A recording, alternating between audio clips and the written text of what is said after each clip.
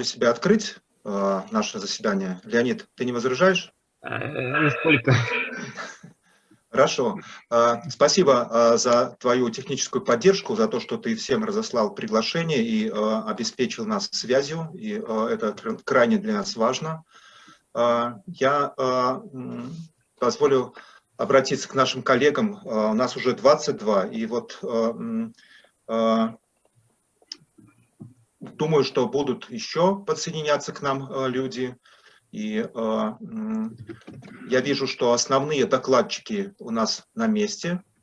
И я не вижу здесь у нас тоже, мы приглашали и разослали приглашение также Рамзану Гаджимуратовичу Абдулатипову. Пока я не вижу его в окне здесь. Анвар, вот Анвар Бузурука у нас здесь есть. Он, может быть, нам скажет, будет ли или не будет Абдулатипов у нас. Алло, меня слышно? Да, добрый день. Добрый вечер всем, коллеги. Нет, это да, я разные отправил приглашение. Я думаю, он должен выйти на связь. Хорошо, спасибо. Мы подождем. Тогда у нас мы начнем, наверное, наш такой и научный, и с другой стороны также у нас торжественный день. Я думаю, что каждый из вас что-нибудь об этом мне скажет. Это важное для нас событие всех. Леонид, тогда напомни нам о повестке дня. Какая она? Да, уважаемые коллеги, сегодня мы отмечаем Международный день гор 2020 года, и у нас на повестке дня 3 доклада. Первый доклад будет представлен Олегом Соловейковичем Хацаевым, инициатором разработки модельного закона Межпарламентской ассамблеи стран Содружества независимых государств по развитию и охране горных территорий. Так должно быть. Здесь так должно быть. Следующий доклад. Ну что ж, я думаю, что не нужно всю повестку. Мы, наверное, начнем с первого доклада и совместим наше празднование Международного дня гор и также с тем, что нам большой этой нашей компании довелось быть соучастниками большого события принятия вот этого закона, модельного закона, о котором сейчас, наверное, более подробно скажет Олег Султанбекович, который был инициатором этого большого и важного дела. Несколько лет он добивался и буквально тормошил всех и вся на разных уровнях правительственных, научных, академических и других кругов, не жалея своего времени и сил, доказывал. И я думаю, что во многом это его заслуга. И я бы хотел тогда открыть это заседание и пригласить вас, Олег Султанбекович, выступить на нашем семинаре Северо-Кавказского научного сотрудничества. Спасибо. Добрый день, уважаемые друзья. Я в первую очередь хотел бы поздравить всех с Международным днем гор, пожелать всем здоровья, успехов и, пользуясь случаем, поблагодарить всех участников этого знаменательного проекта, которое завершилось принятием закона от имени всех людей, проживающих в горах, за вот этот труд, который был сделан и проведен с ними. История работы над новым модельным ориентиром для стран СНГ при формировании особой государственной политики для горных территорий, в том числе в части биосферных резерватов и управления природными и рекреационными ресурсами, началась в 2018 году. Именно тогда Министерство Российской Федерации по делам Северного Кавказа обратился к председателю Совета Межпарламентской ассамблеи государств-участников СНГ, председателю Совета Федерации Федерального собрания Российской Федерации Валентине Ивановне Матвиенко с просьбой включить разработку и принятие модельного закона о развитии и охране горных территорий, перспективный план модельного законотворчества Содружества независимых государств на 2016-2020 годы. В соответствии с поручением Валентины Ивановны была создана рабочая группа по подготовке обоснования разработки проекта данного законодательного акта под руководством председателя Комитета Совета Федерации по федеративному устройству, региональной политике, местному самоуправлению и делам Севера Олега Владимировича Мельниченко. В состав рабочей группы вошли представители Государственной Думы Российской Федерации, Министерства Российской Федерации по делам Северного Кавказа, Минсельхоз, Минприроды, Минздрав России, Росприроднадзор, Федеральное агентство по делам национальности, Института законодательства и сравнительного правоведения при правительстве Российской Федерации, Российской академии наук, Российская академия наук была представлена Институтом географии и Институтом этнологии и антропологии. Члены постоянной комиссии Межпарламентской ассамблеи СНГ высоко оценили актуальность и своевременность законотворческой инициативы Минкавказа, включив в разработку нашего законопроекта в перспективный план модельного законотворчества в Содружестве независимых государств.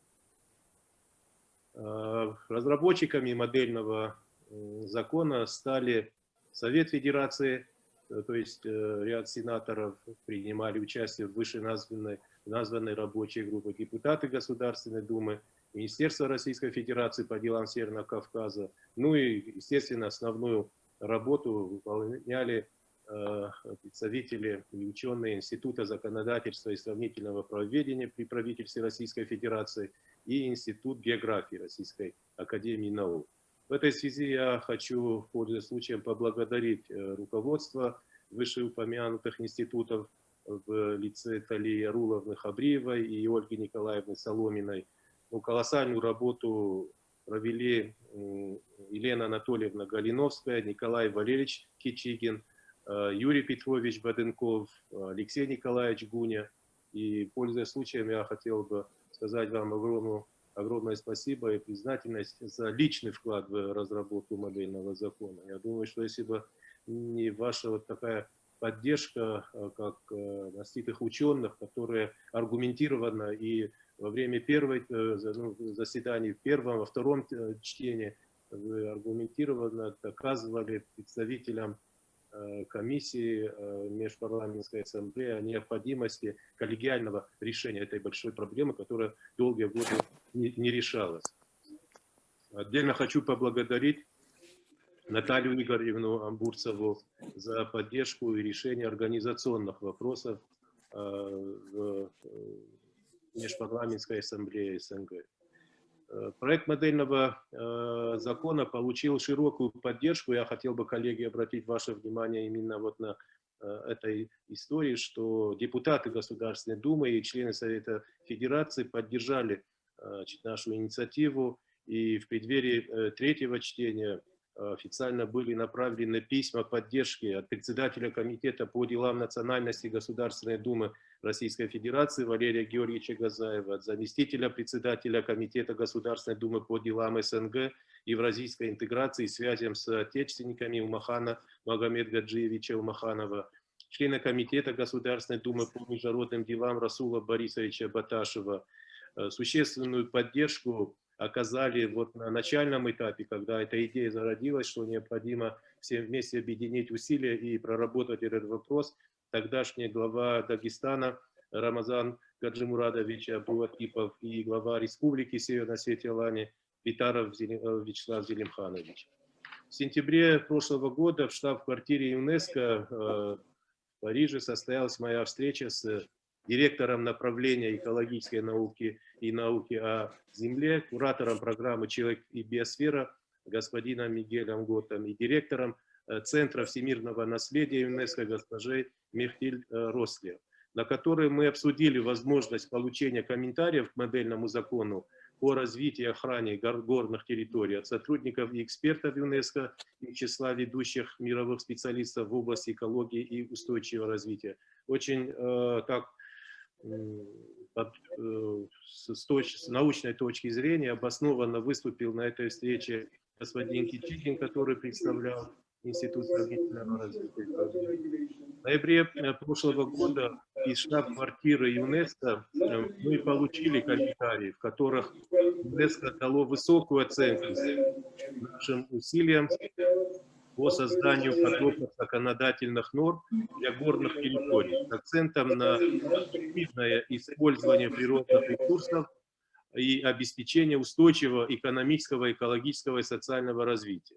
Данные комментарии были учтены разработчиками модельного закона о развитии и охране горных территорий в процессе дальнейшей работы.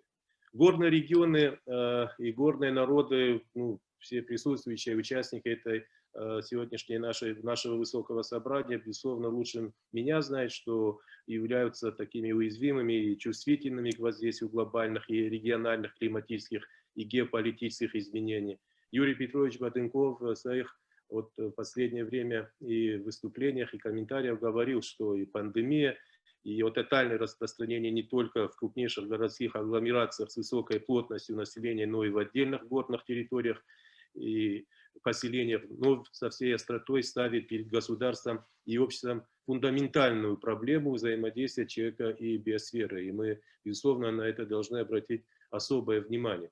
В этом контексте устойчивое управление природными ресурсами, прежде всего водными и лесными, сохранение биологического и культурного разнообразия, гармоничное и ответственное развитие туризма, все эти принципы играют ключевую роль в стратегиях пространственного развития горных территорий, и наш закон может оказаться важным вкладом в разрешение новых вызовов и решение актуальных и жизненно важных проблем развития горных территорий государств СНГ и в первую очередь России.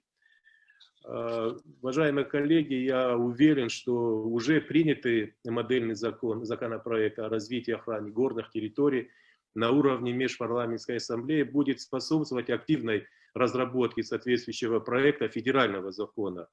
Мы с коллегами из Института географии РАН и Института законодательства и сравнительного правоведения при правительстве Российской Федерации, в частности с Юрием Петровичем Батенковым, Алексеем Николаевичем Гуней, Еленой Анатольевной Галиновской, обсуждали важность и необходимость принятия уже федерального закона на территории и алгоритм дальнейших действий, как необходимо действовать для того, чтобы уже успех, который, безусловно, мы видим, что принятый закон, это огромная подвижка к тому, чтобы уже на уровне Российской Федерации рассмотреть возможность принятия федерального закона. Я хочу вас проинформировать, что там целая группа депутатов Государственной Думы и сенаторы уже заявили о своей поддержке в том случае, если в установленном регламентом Межпарламентской ассамблеи СНГ модельный закон будет направлен в высшие законодательные органы стран независимых государств. В этом случае они выступят с инициативой и поддержат идею принятия уже федерального закона. Я думаю, что сегодня мы должны и этот вопрос тоже обсудить. И самое главное, эта идея должна, мне кажется, идти от людей, которые знают содержательную сторону и научное сообщество, мне кажется, должны в первую очередь выступить с этой инициативой. И абсолютно уверен, что депутаты Государственной Думы, сенаторы поддержат инициативу ученых Российской Академии Наук. Спасибо, коллеги, за внимание. Рад еще раз и пользуясь случаем, еще раз хочу всех вас поздравить с таким замечательным праздником сегодняшним. Спасибо. Спасибо огромное, Олег Салтанбекович. Я напомню, что наше выступление, оно записывается, и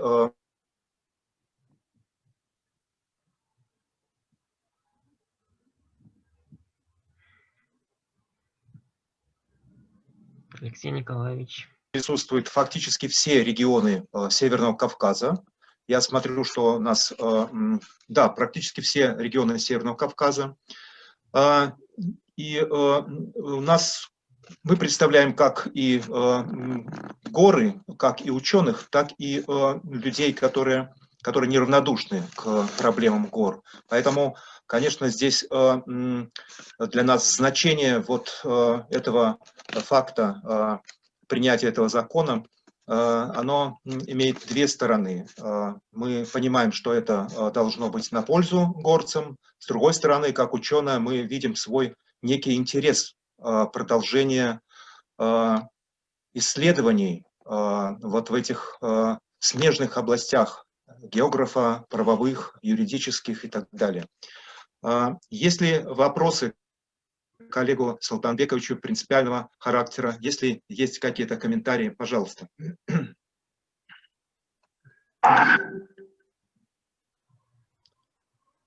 У нас подсоединился и Андрей Валерьевич Кушлин, это представляет у нас нашу международную организацию. И думаю, что у нас будет расти большое количество. Итак, все-таки вот, Олег Султанбекович, какой следующий шаг может быть в ближайшую перспективу? Или нам стоит немножко выждать и какую-то реакцию немножечко, так скажем, подождать с ней? Так сказать. Я думаю, что нам необходимо подождать, пока мы все получим официальный документ, то есть решение Генеральной Ассамблеи межпарламентской. Я думаю, что Наталья Игоревна, если к нам подключилась или присутствует. Да, она здесь уже. Она здесь. Она более подробно нам расскажет, какой алгоритм. Но самое главное, что мы должны дождаться официального решения, и когда у нас будет уже, значит, этот документ, после этого, мне кажется, нам необходимо, может быть, подумать о возможности обратиться к коллегам из Государственной Думы или Совета Федерации, провести круглый стол. И эта инициатива должна, учитывая алгоритм действий, то есть принятие федерального закона, инициатором может быть правительство Российской Федерации, может быть Государственная Дума, депутаты Государственной Думы, члены Совета Федерации. Это может быть, в этом проекте могут участвовать как одновременно депутаты Госдумы и члены Совета Федерации. То есть конструкции могут быть разные, поэтому я думаю, первый шаг, я считаю, что нам все же надо дождаться, когда мы, значит, получим официальный документ. Я надеюсь, что к концу года это мы увидим. Спасибо. Спасибо. Еще есть вопросы какие-то или есть комментарии? Пожалуйста. Тогда, может быть, мы в процессе дальнейших обсуждений, у нас есть тоже некие планы, идеи, и мы хотели бы ими также поделиться. Но, Леонид, тогда напомни нам следующую тему, как звучит тема у Натальи Игоревны, и мы, наверное, перейдем к следующему докладчику. Доклад Натальи Амурцевой посвящен законотворческой деятельности Межпарламентской ассамблеи СНГ и принятию модельного закона о развитии и охране горных территорий. Наталья Игоревна, добрый день. Вы добрый день. У меня Вас все знают, конечно.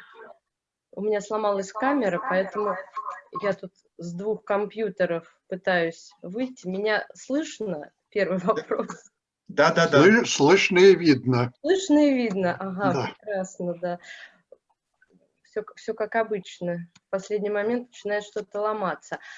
Дорогие коллеги, уважаемые друзья, очень рада всех видеть. Надеюсь, что меня тоже немножко видно.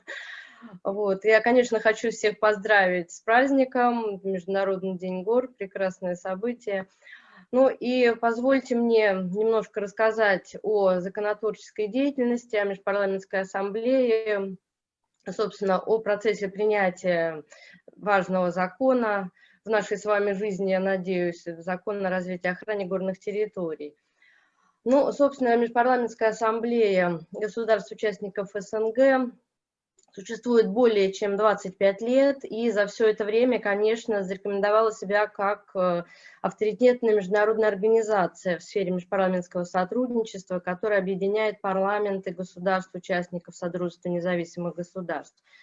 Ну, над чем же, собственно, работает Межпарламентская ассамблея? Одна из главных задач – это формирование и сближение законодательств государств-участников СНГ, целям унификации законодательства, а также задачам интеграционного развития Содружества отвечает модельное законотворчество. Ну и буквально в нескольких словах, что же такое модельный законодательный акт.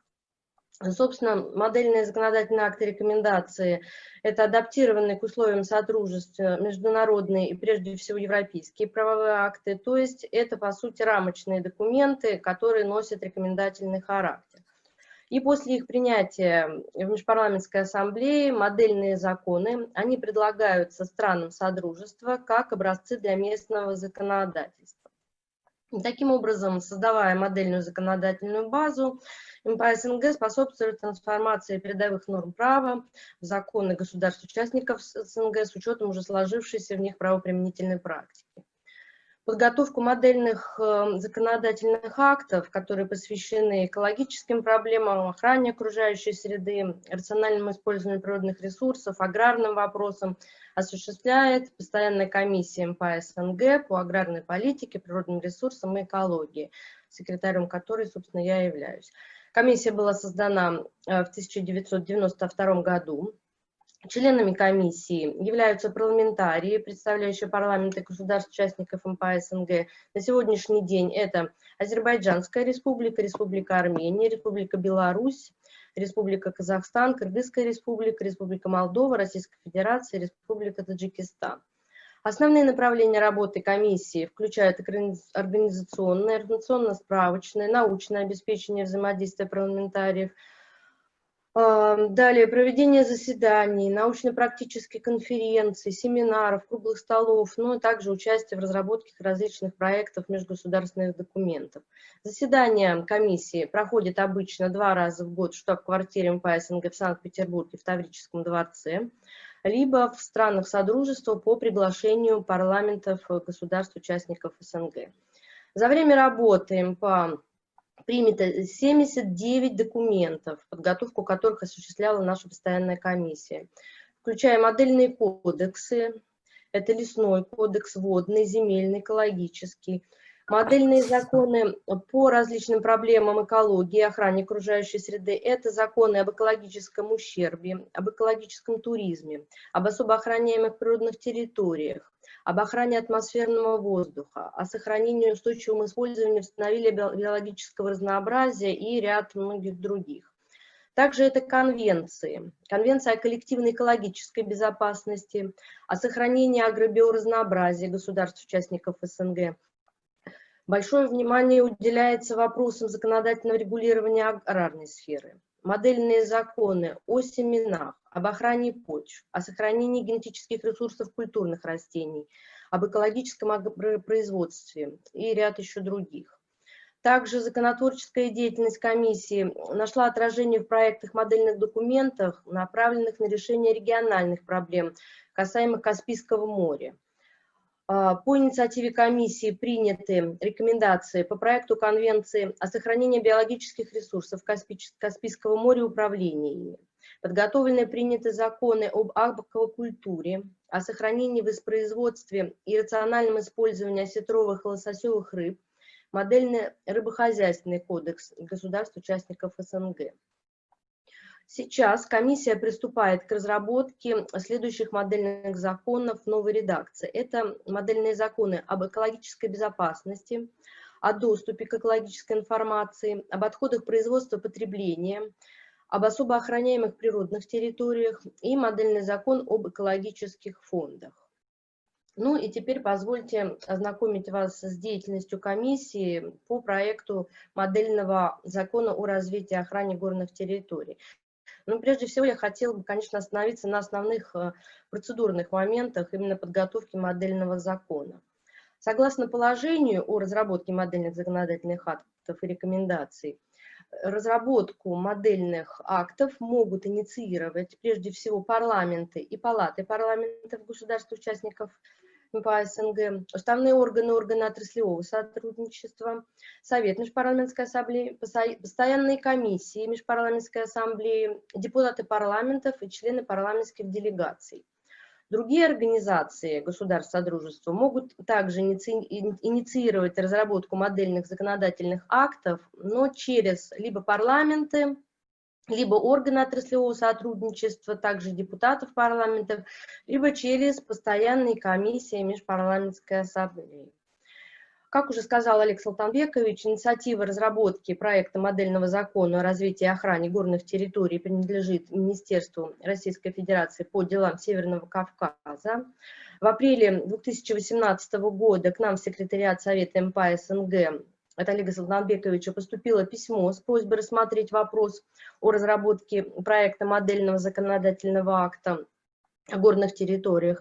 Ну и поскольку тематика предложенного модельного закона представляется весьма актуальной для государств-участников СНГ и входит в компетенцию постоянной комиссии МПА СНГ по аграрной политике, природным ресурсам и экологии, наша комиссия начала как раз вот прорабатывать вопрос о целесообразности подготовки проекта такого модельного закона и о дальнейших перспективах его имплементации в национальное законодательство государств-участников СНГ.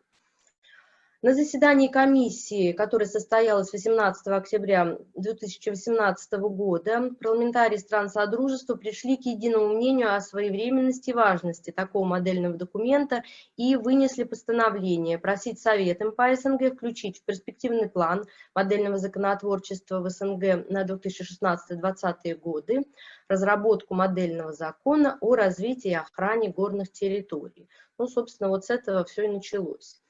Далее, постановлением Совета МПА СНГ проект модельного закона был включен в перспективный план и назначены основные разработчики.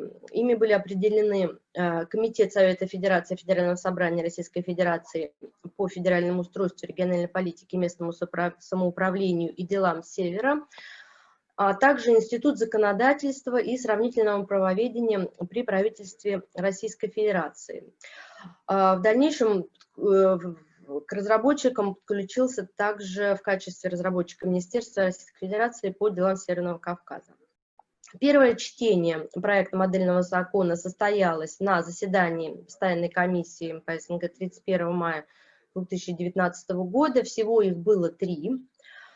Проект был в основном одобрен, были высказаны замечания, предложения, которые впоследствии были учтены разработчиками. В частности, были учтены очень важные замечания доктора географических наук, профессора Дагестанского государственного университета народного хозяйства Шахмардана Мудуева, который присутствовал тогда на заседании комиссии. Надеюсь, он сейчас тоже нас слышит.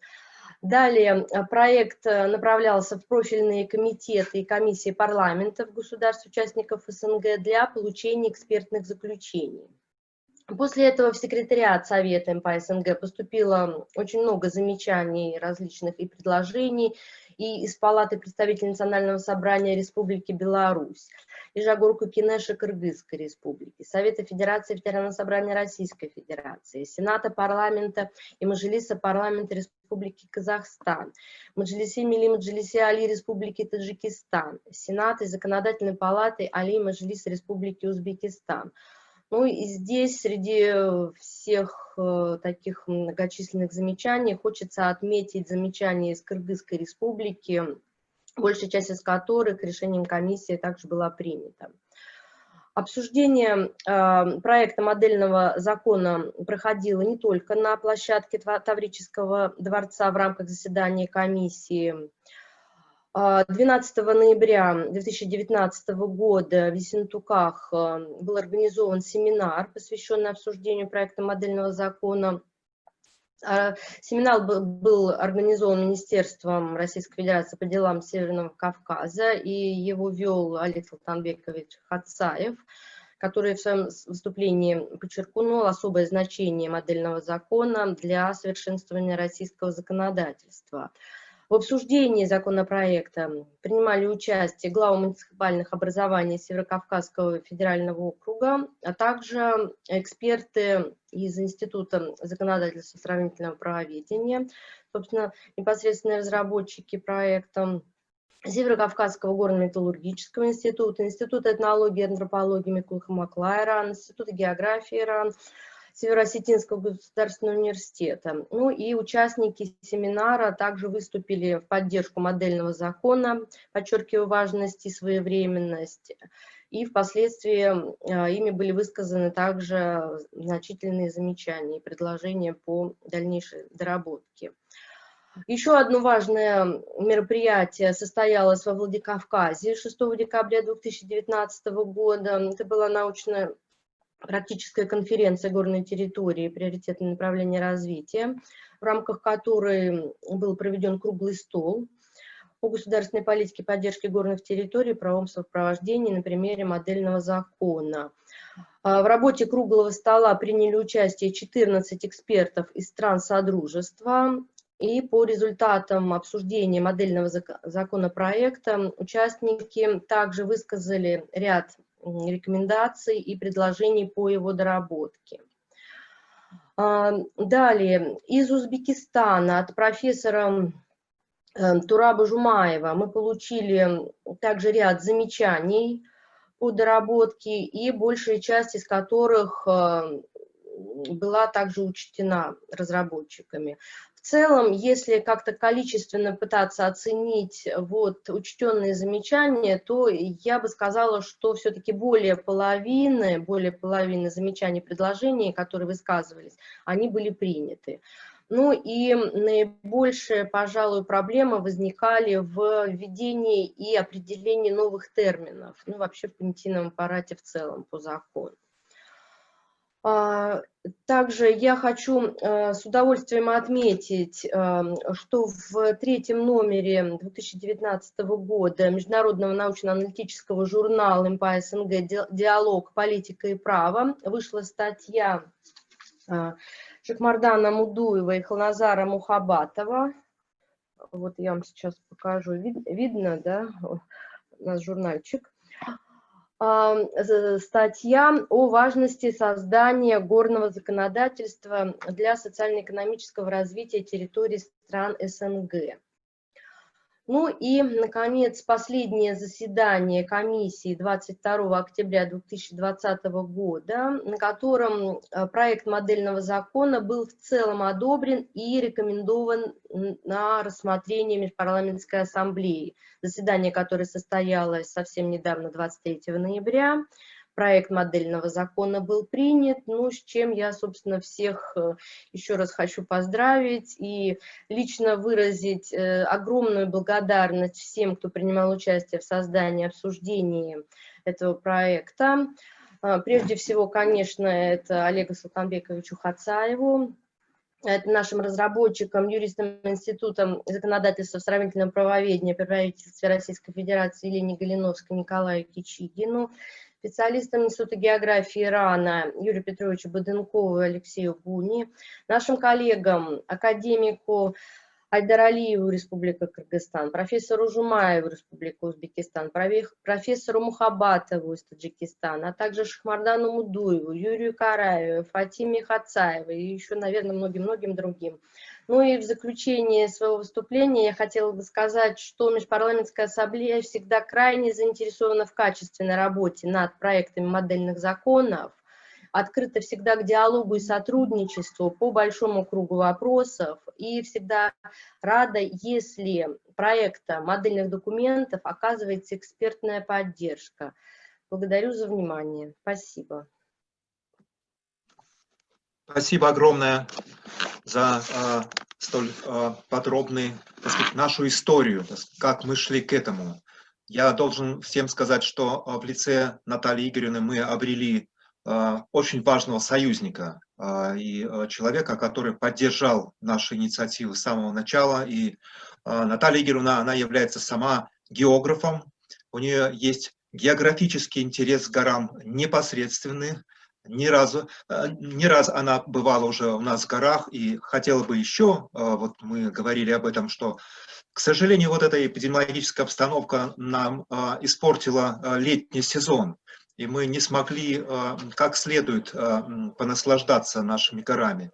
Но еще раз подчеркну, что, конечно, это важная для нас вот такая поддержка со стороны парламентской ассамблеи, и вот использование этого шанса выйти на этот уровень крайне для нас важно. Я помню, когда мы начинали первые дискуссии с нашими юристами, правоведами, географы, которые видели природу живую, живые проблемы и так далее. И правоведы, которые предлагали такие сухие свои формулировки, помните, Николай Кичикин, да? У нас были страшные дискуссии о том, как и почему так это выхолощено, почему так оно должно было быть. Но вот благодаря такому постепенному нашему взаимному сближению и вот через эти встречи, о которых сказала нам Наталья Игоревна, постепенные встречи, вот вырабатывался некий такой общий у нас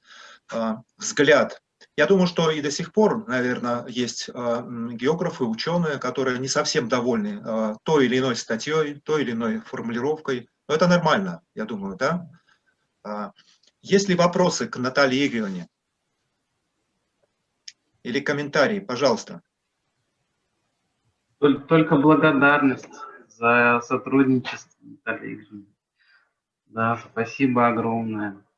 За вашу Можно некий помощь, комментарий к вам? Пожалуйста. Вы знаете, я только что подключился к этому вопросу, но более раннее знакомство с проектом закона и прочего у меня вызвали какое-то вот такое чувство, что здесь чего-то не хватает. А именно, мы говорим о горных территориях, мы говорим о том, что относится к горным территориям, мы говорим об опасностях гор при освоении и строительстве инфраструктуры в горных территориях. Но от чего зависит степень опасности? Она зависит прежде всего от того, насколько энергетически насыщен данный горный регион. То есть от того, идет ли там геологическая жизнь в полной мере. Ведь, по сути дела, энергия – это жизнь. И горные страны альпийского орогенеза живут в полную силу. А коли так, значит, и именно такие страны оказывают максимальное отрицательное воздействие на инфраструктуру человека. Более того, мы не можем принимать каких-либо действий по уменьшению этого влияния. Единственное, что может сделать человек, это не стоять на пути поезда. То есть находить безопасные зоны. Но, к сожалению, я не увидел в проекте данного закона вот каких-нибудь моментов, касающихся того, что я сказал. Да, есть у нас сейсмическое районирование, есть районирование по недропользованию и так далее. Но вот как эта часть отражена в законе, я, к сожалению, не увидел. У меня все. Спасибо за внимание. Спасибо. Вот это было мнение нашего известного геолога, да? Я по отчеству вас, к сожалению, не знаю. Игорь? Игорь Михайлович. Игорь Михайлович, да, из такой очень добросовестный наш ученый, геолог, который ко всему подходит с большой критической точки зрения. Я думаю, что это нормальный взгляд, нормальный его вопрос, который требует такого внимательного отношения. Вот. Что мы можем об этом сказать? Вкратце, Наталья Игоревна, как вы считаете? Вы как географ теперь уже. Ну, я считаю, что теперь при разработке российского закона мы можем учесть вот все замечания, поскольку модельный закон у нас все-таки рамочный документ, и мы не могли учесть вот непосредственно все замечания от каждой страны в отдельности, потому что это могло бы противоречить там местному законодательству, да? А вот в отношении нового уже будущего закона Российской Федерации, пожалуйста, теперь вот есть над чем работать в дальнейшем. Я думаю, осталось только довести этот закон, вывести его на новый уровень, на новое, как бы, новое поле деятельности. И все в наших руках. Как-то так. Спасибо. Спасибо. Можно Спасибо, вопрос да. еще один? Пожалуйста, да, пожалуйста, Раиса Игоревна. Я хотела бы Игоря Михайловича спросить, потому что то, о чем говорит Игорь Михайлович, очень важно не только для, ну, естественно, прежде всего, конечно, речь идет о законе, который крайне необходим и важен для страны. Но речь идет и о некоторых научных дисциплинах, и не только научных, но и о практике тоже. Например, землепользование для почвоведов. Это крайне важно. Если я правильно поняла, Игорь Михайлович, имеется ли в виду денудационная активность, то есть районирование территории по энергетике, такой, связанной с денудационным потенциалом, то есть движением вещества, с движением материалов в горных территориях? Или вы имеете в виду что-то другое? Вообще-то, я думаю, что вы правильно поняли мою мысль, но я бы немножко по-другому ее выразил. Дело в том, что те горные страны, которые увеличивают постоянно свою высоту, они явно увеличивают количество потенциальной энергии на склонах. Это постоянно приводит к неустойчивому равновесию, к напряженно равновесному состоянию склонов. И отсюда происходят те процессы, которые вы назвали денудацией. Вообще-то это опасные геологические процессы. Потому что под денудацией, в общем-то, мы понимаем вот этот процесс медленного расползания в основном. Вот у нас в голове это возникает. А опасные геологические процессы, они очень часто идут стремительно. Это характерные вот эти ледово-каменные гигантские или другие гигантские обвалы, объем которых это сотни миллионов кубометров и сотни миллионов тонн. Такой обвал, который образовал Уссойский завал, так его объем 2 кубокилометра. И он упал с высоты 3500 метров над урезом воды реки Сарес. Это очень крупные и очень быстрые процессы. Поэтому, но эти процессы происходят благодаря разрядке потенциальной энергии. В основном. Которая запасается при интенсивном горообразовании.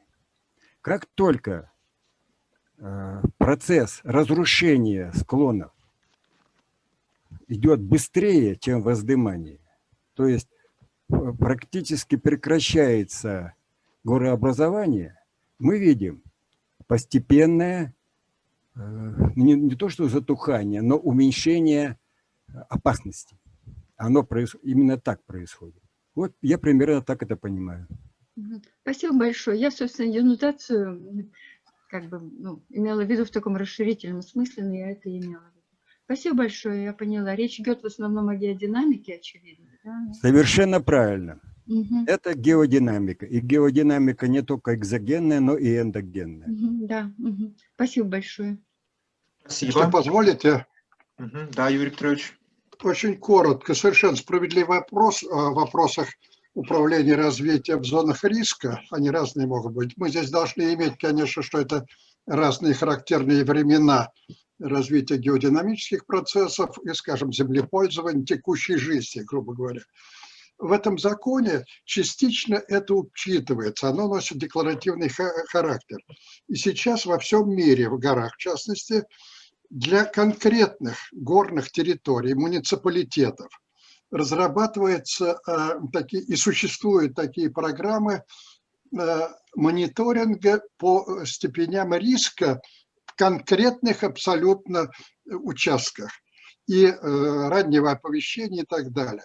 Но я совершенно согласен, конечно, что сказала Наталья Игоревна, вот когда у нас этот закон докатится до Российской Федерации, вот в федеральном законе, если он будет как-то двигаться вперед, вот этот фактор адаптации к рискам вот таких явлений, он должен быть прописан довольно-таки содержательно. В этом отношении нет никаких сомнений. Спасибо, что эта тема затронула. То есть тема ведения хозяйства и жизни в зонах повышенного риска. Спасибо.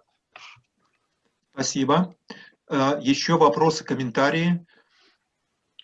Как мне представляется, действительно, здесь поле деятельности также для наших правоведов, поскольку вот, Николай Валерьевич, мы тогда тоже бились с различного рода процессами и, как Юрий Петрович сказал, с различного рода характерными временами этих процессов. Человек живет в одном реальном пространстве, и ему нужно одно дело. И это, конечно, как мы будем дальше продвигаться в нашем сотрудничестве с нашими правоведами и облекать в форму такую вот разного рода события, правовые прецеденты. Я, честно говоря, не представляю, это довольно сложный путь. И в данном случае затронутый вопрос о геодинамике и районировании, которое должно было быть бы, оно, конечно, имеет более географическую такую приземленную составляющую, а обрести ее, облечь в формы правовые, как мне кажется, из нашего опыта дискуссий горячих, вот сейчас это вообще не представляется даже мне. Но у нас, как сказала Наталья Игоревна, есть возможность работать над совершенствованием закона в рамках вот этой мегацели федеральный закон. И, как мне кажется, нам нужно больше времени, больше мнений, дискуссий. Я бы хотел, Алексей Николаевич, случаем задать вопрос Игорю Михайловичу. Пожалуйста. Да, уважаемый профессор, для нас критично важно из уст ученых слышать оценку необходимости принятия теперь уже федерального закона. Или вы считаете, что те нормативно-правовые акты, которые сегодня на территории Российской Федерации работают, они достаточны для того, чтобы решать те проблемы, о которых вы сейчас говорили? Спасибо. Если бы они были достаточны, то они бы работали. Я чуть-чуть пошире отвечу. Дело вот в чем, что в настоящее время такая система, как мониторинг состояния недр, она свелась к наблюдениям за отдельными объектами в очень таком виде формальном и чрезмерно формализованном. За ними наблюдают и все. Но я своих студентов учу, и сам всю жизнь считал одно, что любая геологическая работа – это работа научно-производственная. Почему? Потому что ни один участок земной коры не повторяет другой. Все процессы идут как бы одинаково, и все они разные. Поэтому необходимость такого законодательства есть. Но вот как прописать, что необходимо изучать эти процессы и не считать, что мы все знаем, я не знаю. Спасибо. Я все. Может, я по этому поводу тоже пару слов скажу на вопрос Олега Цабдиковича. Да, безусловно, прописать нужно, но вот я несколько забегая вперед, я хотел в конце это сказать. Вот ваш призыв к тому, что вот когда этот закон придет к нам в Российскую Федерацию, мы должны быть к этому готовы, и там уже вы предлагаете какие-то некоторые действия на уровне Совета Федерации, на уровне Госдумы. Это абсолютно справедливо, это нужно делать. Но я в данном случае хочу предложить то, что вот Игорь Михайлович затрагивает эту важную тему, она очень, так сказать, горячая, особенно для горных территорий, особенно альпийского типа, так сказать, динамичных гор, так сказать, с большой повышенной динамикой, то я бы предложил подумать, что вот затронутый вопрос, он требует обсуждения на уровне профессионального такого вот делового разговора. Не сейчас, вот в рамках этой такой торжественной нашей сессии. И поэтому я бы так сказал, предложил, и вот члены члены Северокавказского сотрудничества, что вы подумали организовать, может быть, даже общероссийскую конференцию и круглый стол по этим вопросам, где можно было бы все темы вот этих рисков, управления.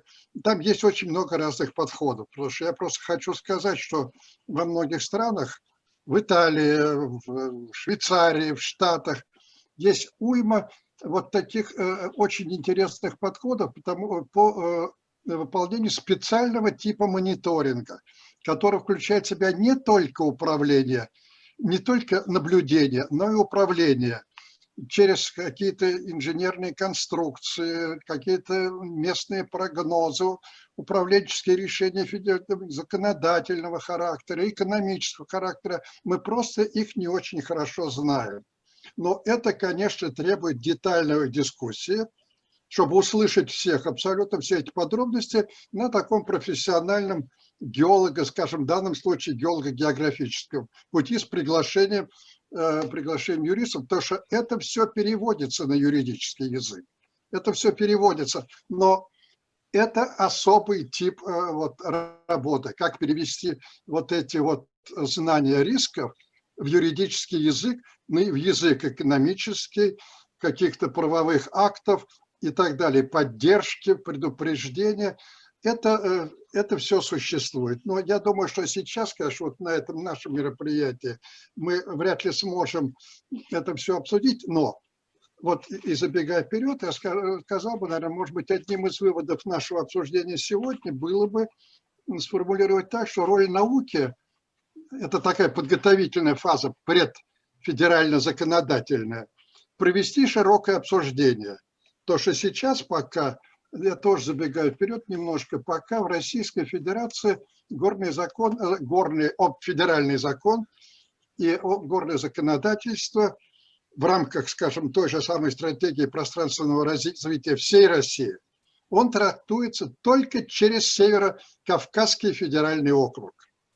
И согласитесь, что это совершенно разные, это классический хрестоматийный пример. Но это разные истории, отличные от Урала, это отличные от Хибин, это отличные от Алтай-Саянского пояса. То есть вот это надо иметь в виду. И вот наука может внести свой вклад, а Северокавказское сообщество может с этой инициативой выйти, устроить вот такое общероссийское какое-то обсуждение, потому что пока его еще не было. Спасибо. Спасибо. Одну ремарку можно еще? Да, пожалуйста. Вот продолжая Юрия Петровича, у меня есть идея организовать на поле нашей организации вот этой постоянно действующий научно-практический семинар «Природные опасности и инженерная защита». Замечательно. Спасибо. Спасибо. Можно одну маленькую реплику?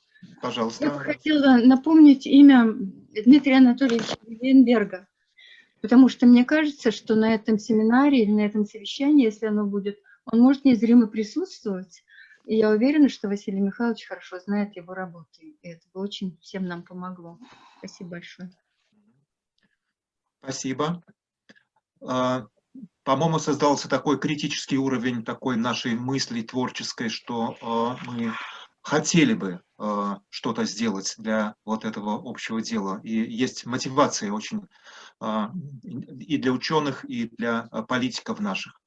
Мне кажется, что если других нет у нас комментариев, то мы перейдем к нашему третьему докладу и уже на конкретном регионе посмотрим, что сделано и что может быть сделано при улучшении вот таких вот правовых условий жизни людей. И хотелось бы тогда представить слово нашему дорогому профессору Шахмардану Ситиковичу Мутуеву, который горячо поддержал эту идею с самого начала о модельном законе. И, по-моему, он просто живет вот горными делами, горными инициативами и горными проектами. И хотелось бы его услышать. Пожалуйста. Спасибо большое. Я в начале своего выступления хочу выразить благодарность Олегу Султанбековичу, Наталье Игоревне, Боденкову Юрию Петровичу и всем причастным при разработке и принятии этого модельного закона.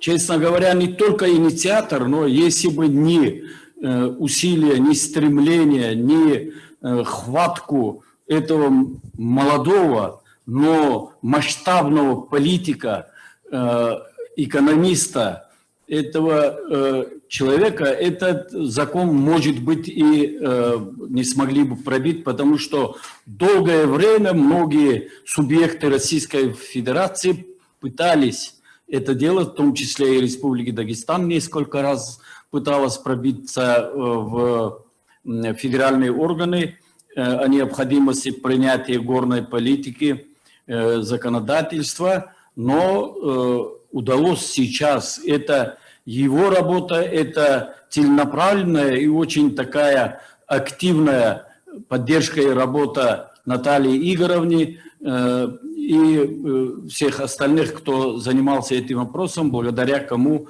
и состоялось вот такое принятие модельного закона. Это первый вопрос. Спасибо вам большое.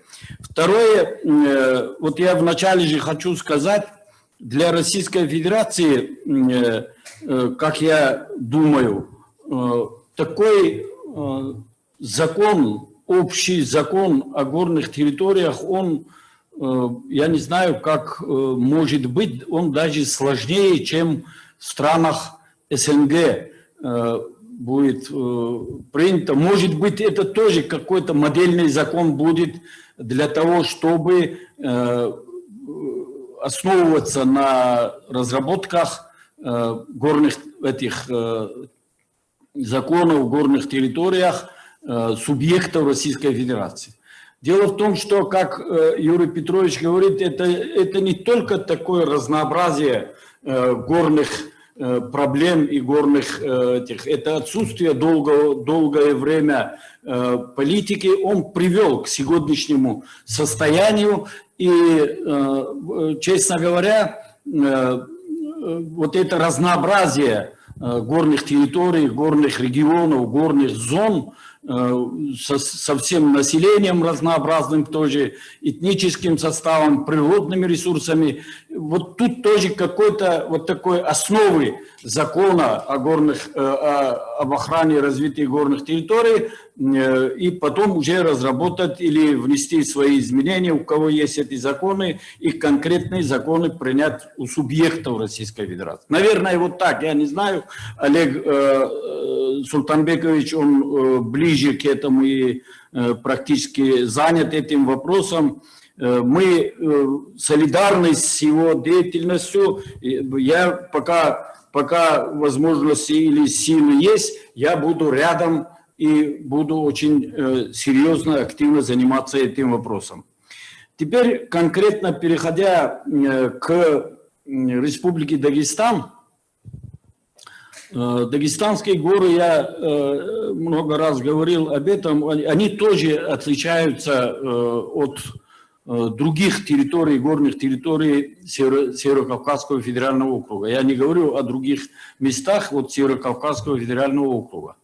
Здесь вот в настоящее время где-то около 1120 населенных пунктов в горной зоне Дагестана, и притом это дисперсное такое расположение, расселение, что строить социальную инфраструктуру, создавать условия для жизни в горах, это крайне тяжело. Они и малочисленные населенные пункты, они есть и крупные, правда, но они вот последние с 90-х годов, хотя процесс начался и раньше, с 90-х годов усилился отток и миграционные процессы происходят очень такие серьезные. Сальдо миграции с горных территорий составляет 10-12 тысяч человек ежегодно. Это причем горные территории, горные районы, республики имеют огромные территории и земельные ресурсы в равнинной зоне, Бабаюртовской и других, вот Кумтуркалинские, Хасавюртовские, ну, пригородные вот равнинные районы, они там тоже находятся земли. Поэтому экономику, социальные вопросы вот так отделить и вести отдельно этот учет или мониторинг процессы, которые происходят с движением населения, экономики и так далее, крайне тяжелая ситуация. Поэтому вот Республика Дагестан нуждалась давным-давно в такой поддержке государственной, и мы создали вообще-то все нормативные акты, все абсолютно, от теории, от законов, от стратегий до практических решений. Вот сегодня мне хотелось бы, как сильно разнятся намерения, вот эти тезисы, статьи, законов, стратегий от практической реализации вот тех же положений, которые принимаются властями. Речь идет о том, что мы уже второй год финансируют разработанные нами еще в 2013 году программу социально-экономического развития горных территорий сначала до 2018 года, потом продлили до 2019 года, а в прошлом году, в конце 2019 года, принята новая программа социально-экономического развития до 2025 года. И она не ограничивается, если будет реализована, если будут осваиваться эти деньги, она не ограничивается выделением дополнительных средств. Но крайне тяжелая проблема и задача, вот то, что выделены 70 миллионов рублей, которые мы должны осваивать в виде субсидирования на развитие производств, на создание рабочих мест. Инфраструктура, она отдельная программа, отдельно идет. Я даже в нашей группе размещал. Сейчас наш новый глава заключил соглашение до 2025 года газифицировать все оставшиеся горные населенные пункты. Это очень важный и важнейший вопрос для энергообеспечения, потому что здесь большая часть территории не имеет ни лесов, не имеет, сейчас есть количество скота меньше стало очень значительно, и туда перевозка твердого топлива обходится очень дорого, от этого тоже отказываются. Энергия электрическая, она для отопления и пищеприготовления не хватает, поэтому и остается только вот прибегнуть к газификации и обеспечить людей элементарными условиями энергоснабжения. Вот проблемы, какие при реализации мы, с какими проблемами столкнулись. С августа месяца, август, сентябрь, октябрь, ноябрь, вот 4 месяца я практически, кроме некоторых районов, с целой делегацией Министерства экономики, со специалистами, с общественниками, посетили горные районы, горные населенные пункты, вот те производства, которые есть, и столкнулись с такой непреодолимой проблемой, которая создана, в принципе, законодательной базой, законами федеральными и республиканскими, и из которого вот вывести просто вот элементарно помочь или государственную поддержку оказать, оказывается невозможно. Мы из вот этих 70 миллионов из них 60 миллионов на субсидирование таких производств, они, в итоге оказалось где-то около 3 миллионов всего-навсего освоили. Что мешает? Федеральные государственные программы, где разработаны и утверждены меры поддержки в сельском хозяйстве, промышленности, энергетики и так далее, эти не должны как бы повторяться или включаться ни в какие другие программы, а в этих программах отсутствует мелкотоварное производство, личные подсобные хозяйства, отсутствует очень много нужных элементов, и эти нужные элементы, они невозможно их выводить на эту программу и оказать соответствующую поддержку. Вот так мы остались в прошлом году где-то около 20 миллионов, а в этом году вообще меньше оказалось. Хотя заявок было на 50 миллионов собрано. В чем была причина? Причина в том, что ни законы, ни стратегии, ни эти разработки, ни теории, ничего абсолютно до непосредственного жителя, до местного самоуправления, до органов власти местного самоуправления, до них не доходит, и им просто, как сказать, это практически ноль внимания на это обращается. И эти люди сами, горцы или личные подсобные хозяйства или индивидуальные предприниматели, они не разбираются в этом, им надо индивидуально помогать. Если индивидуально помогать, то вся конструкция кадастровой и регистрационной политики оказалась вот в результате нулевым результатом. Нигде нет регистрации, нигде нет соответствующих документов правоустанавливающих, нигде вообще люди стремятся закрыться, где-то остаться в тени. Они не хотят так легализоваться, хотя уже начали понимать, что если легализованные производители, они получают государственную помощь. Вот так начали, но столкнулись с этим. Теперь мы что решили?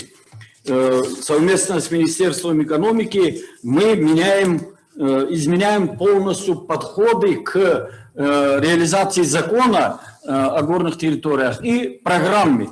Мы хотим внести сейчас, уже к январю месяца, у нас дело в том, что еще на будущий год 100 миллионов заложены. Мы в первую очередь хотим провести масштабную, глубокую научно-исследовательскую работу, потому что все эти работы, которые делаются, они поверхностные, они созданы на статистике, они не имеют непосредственного отношения к сегодняшнему хозяйству в горах. Поэтому сначала надо изучить эту жизнь.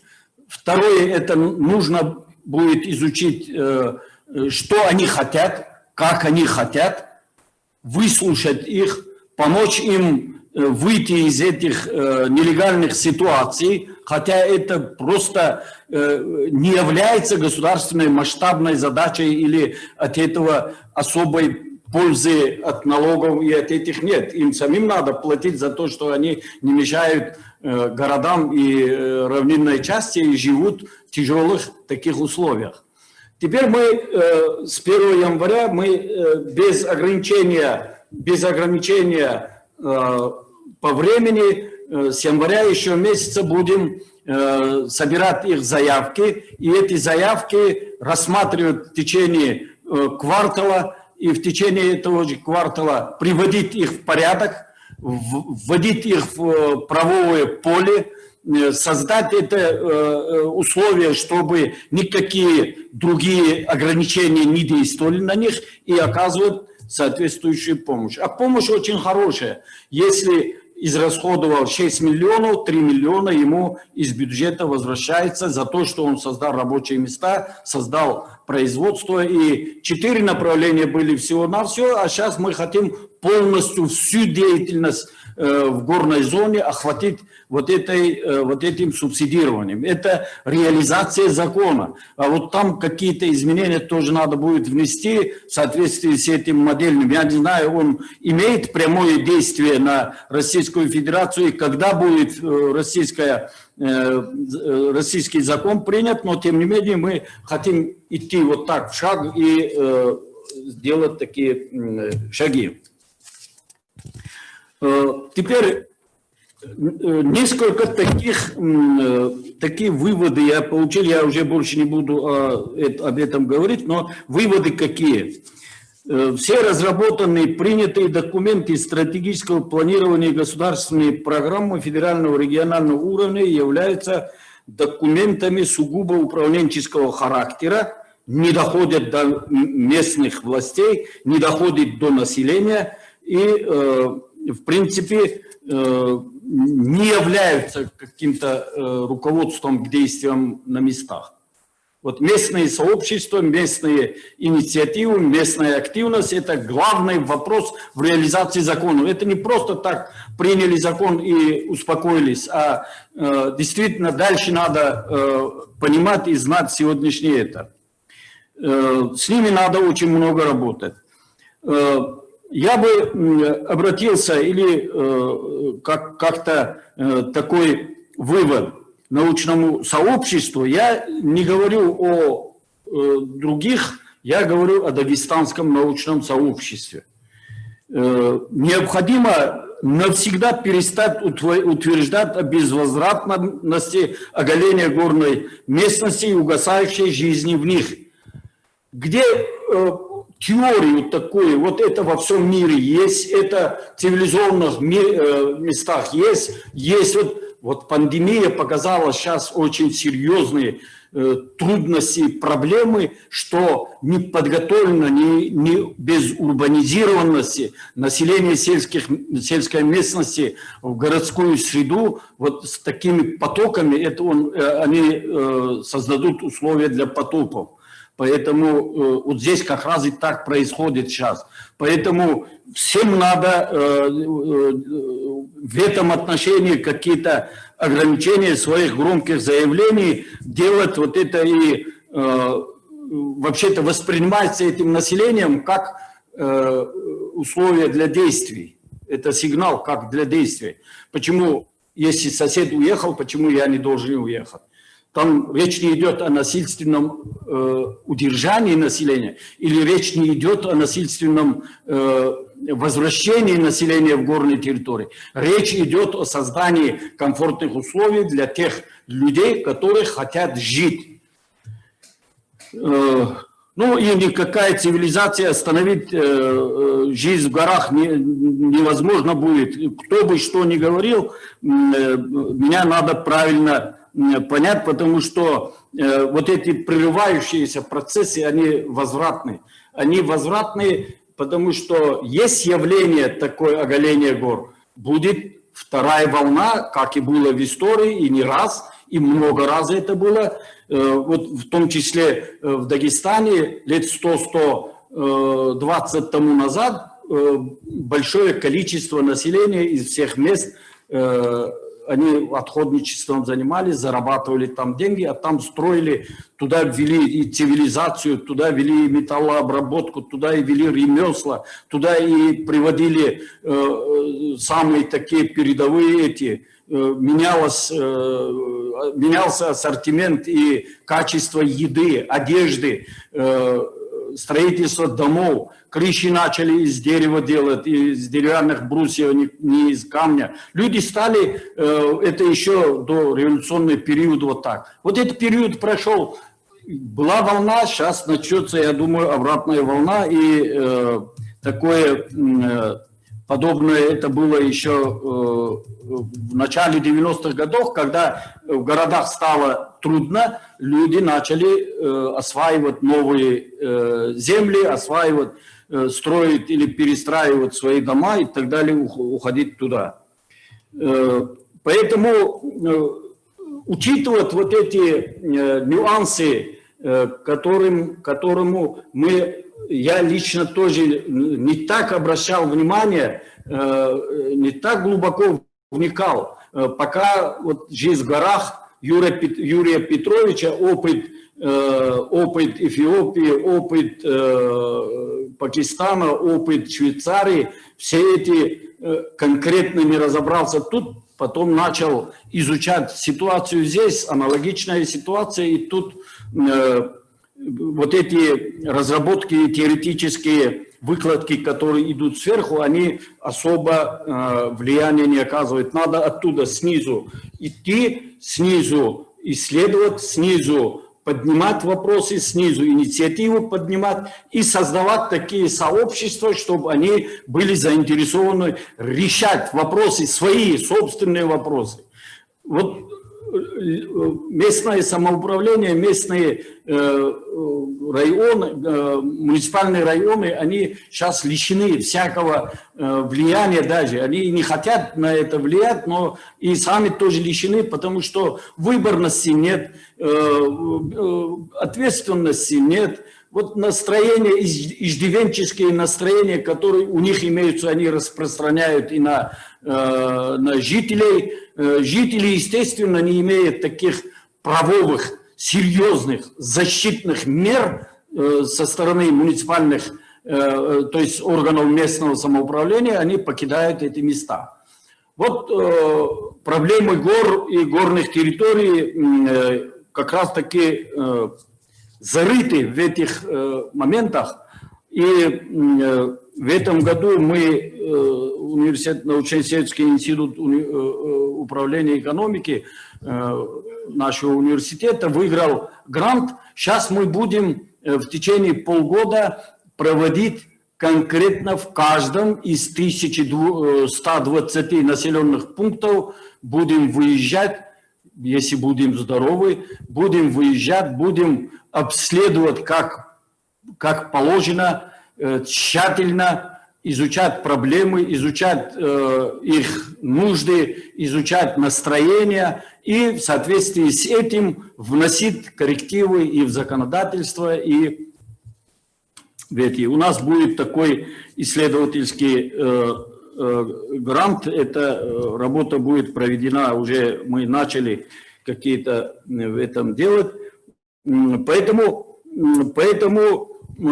тот закон модельный, который принят, он вдохновляет, он определяет уже какое-то направление, какое-то внимание государства на общем фоне. Не царская Россия, не царская это империя наша, не Советский Союз, не новая Россия до сих пор не имела свою горную политику. Поэтому нам сложно в этих вопросах правильно разбираться, правильно ориентироваться. Я надеюсь, что уже после того, как мы окончательный текст уже утвержденный получим, еще раз скажем спасибо большое Олегу Султанбековичу, пожелать ему больших успехов, удачи. Он еще очень молодой, он еще Российской Федерации очень много пользы принесет. Этот человек заслуживает хорошей, высокой должности. И хочу пожелать ему, чтобы он по этому направлению... Всем спасибо большое. Я прошу извинения, если немножко затянул время. Спасибо. Спасибо огромное, Шахмардан Ситикович. Вот, конечно, такое выступление горячее и с такими эмоциональными... Не слышно было меня, что ли? Отлично было слышно. Отлично было слышно. Отлично. Да. Эмоциональное выступление настоящего горца. Значит, я тогда объявляю, вот, так скажем, нашу общую такую дискуссию. Ну и, конечно, вопросы, если есть, к Шахмардану Ситиковичу, но и комментарии. И у нас, поскольку это последнее наше выступление в повестке дня, то я бы хотел, чтобы те, кто хотел бы приобщиться к этому празднику, Международному дню гор, и выступить вот по этой конкретной, достаточно живой теме и результату, я действительно думаю, что этим результатом мы на самом деле сделали и вклад в наш Международный день гор. Ну что ж, кто хотел бы тогда задать вопрос или выступить? Пожалуйста. Если можно, я начну.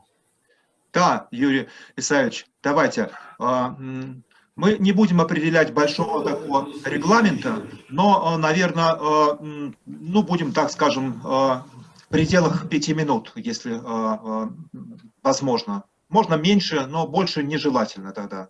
Спасибо. Ну, во-первых, еще раз теперь уже всех поздравляю с праздником нашим, Международным днем гор. Поздравляю, конечно, и с принятием этого уникального, я бы сказал, и очень значимого документа, который дает возможность дальше нам вместе очень четко работать.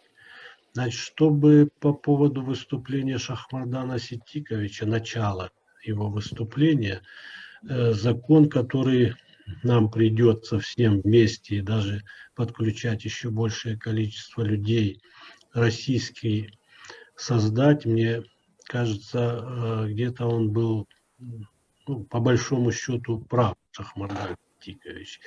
Это не будет закон, скажем так, прямого действия, потому что страна Россия очень большая, больше половины территорий являются горными, и они расположены в разных географических широтах и долготах, то есть условия абсолютно разные. И как было сказано и Алексеем Николаевичем, горы это не только Северный Кавказ. И вот мне кажется, что вот такой момент, пока я его не забыл, хотел бы озвучить. Мне, как кажется, мне лично, что наша главная задача – это все-таки помочь юристам определить какие-то, ну, как бы две составляющие этого закона. Первое – это, значит, правила, которые должны быть для всех горных территорий Российской Федерации едины. Это первая группа, так сказать, вопросов и проблем. И вторая группа – это те, которые невозможно унифицировать для всех горных территорий, и там уже, ну, условно, будет как бы рамочная часть этого закона. Об этом, я думаю, надо будет обязательно еще раз. Я не слышу, они слышат, не слышат, тоже не знаю. Вот, значит, что касается основного выступления Шахмардана Ситиковича, ну, я его очень я не слышу, понимаю. не слышно же. Не слышно, что они говорят. Его слышно, меня скоро не будет слышно. Значит, что бы я хотел сказать, вот очень плохая ситуация сложилась из-за этой пандемии, и то, что мы не смогли зимнюю экспедицию провести в начале года и летнюю, как обычно, оставило, я думаю, нас без определенного количества фактического материала, в том числе сбора материала, которым в свое время занимался Аслан Чеченов. Да? Это очень близко к тому, о чем говорил Шахмардан Ситикович. Надо идти в поле, надо идти к людям, надо идти в горы, выяснять все проблемы, и только так можно, так сказать, найти какие-то компромиссные варианты, удовлетворяющие большинство. И еще один такой момент. Конечно же, закон российский, еще раз повторюсь, не охватит все проблемы, и он должен позволять законам на местах конкретизировать вот эти некоторые неопределенности. Ну, опять вернусь к проблеме, о которой неоднократно говорили, высотная зональность. Даже на Северном Кавказе, если вы вспомните наши даже экспедиции, то, что творится на уровне 3 километров, условно я говорю, допустим, Карачаево-Черкесии, в Северной Осетии и в Дагестане, это, как правило, не одно и то же. Все равно Юго-Восточный Кавказ, там чуть-чуть потеплее, и народ живет, ну, скажем так, условно, в более комфортных условиях на одной и той же абсолютной высоте, нежели в центральном, на территории Центрального Кавказа или Северо-Западного. Все, я, пожалуй, больше не буду говорить, а то понесет. Ага, спасибо, катастрофу. Юрий Исаевич. Спасибо большое. Спасибо. Еще выступающие, пожалуйста.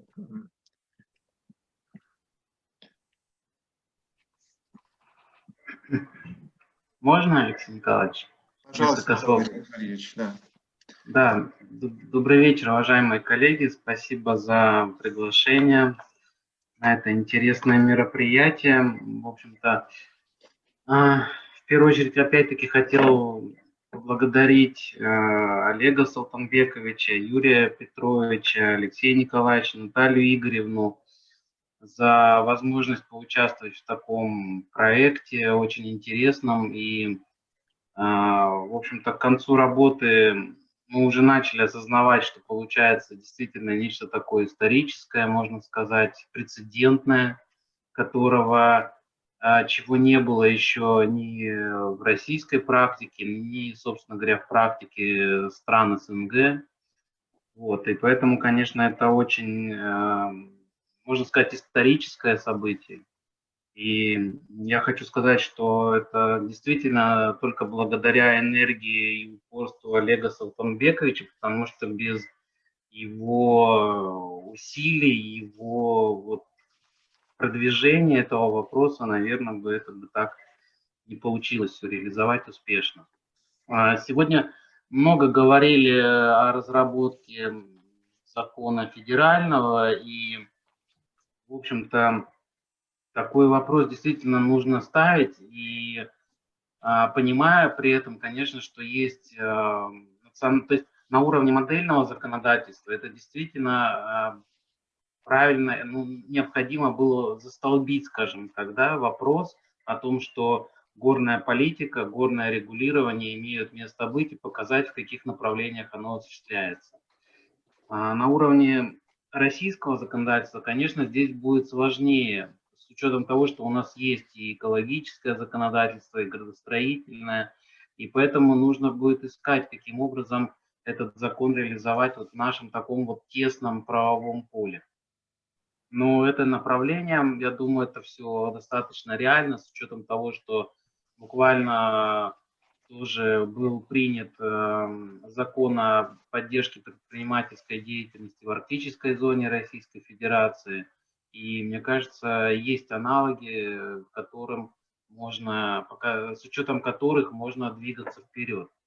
Вот. И, конечно, для меня лично было огромным, дало очень много нового общения как раз вот и с уважаемым Юрием Петровичем, и с Алексеем Николаевичем, и, конечно, с Олегом Султанбековичем, в том плане, что я действительно открыл для себя вот такое вот громадное направление, и которое реализуется действительно на уровне Организации Объединенных Наций. То есть это настолько масштабное направление вот, и научных исследований, что очень потрясает. И в завершение я хотел бы сказать, что вот, ну, опять-таки, выделяются такие вот три стадии, да, три стадии реализации идеи. То есть первая стадия, что кто мог такое придумать, ну, это такая несколько такая упрощенная классификация. Вторая стадия, что-то в этом есть. И третья стадия, почему раньше никто этого не предложил. Вот. И мне кажется, что вот с горным регулированием уже пройдено первые две стадии. И дело, в общем-то, осталось за третьей стадией. В общем-то, хочется пожелать в этом всем нам успехов в наступающем году. Спасибо. Спасибо, Николай Валерьевич. Николай Валерьевич очень много времени отдал для дискуссии по горному закону. Я напоминаю, это ведущий специалист Института права, правового законодательства и законодательства. И я надеюсь также на дальнейшую нашу плодотворную работу.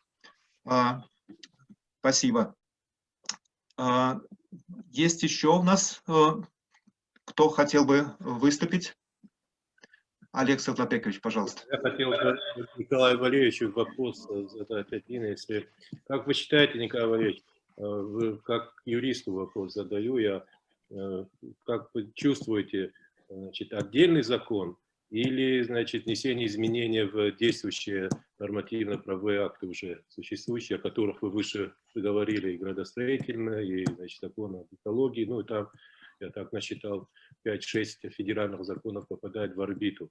Ну, для нас, конечно, безусловно, очень важно, чтобы это был отдельный федеральный закон, но мы с вами понимаем, какое будет сопротивление, какие могут возникнуть, значит, на пути, значит, проблемы. Хотя некоторые коллеги уже, значит, обсуждают вопросы, как, какую статью и почему здесь нет этого абзаца, как, почему, значит, не учли этого. Потому что на самом деле Наталья Игоревна превосходно ответила, что первый шаг сделан, а теперь туда дальше уже по части национальных законов, принятия национальных законов. Это уже отдельная история, безусловно, не депутаты Государственной Думы, не члены Совета Федерации, без научного сообщества, без оценки, без солидной, серьезной проработки каждой статьи, и за каждое предложение нужно будет бороться. И без поддержки, и без, еще раз говорю, такого мощного экспертного сообщества научного, это вообще не имеет права на жизнь. Здесь вообще предмета обсуждения быть не может.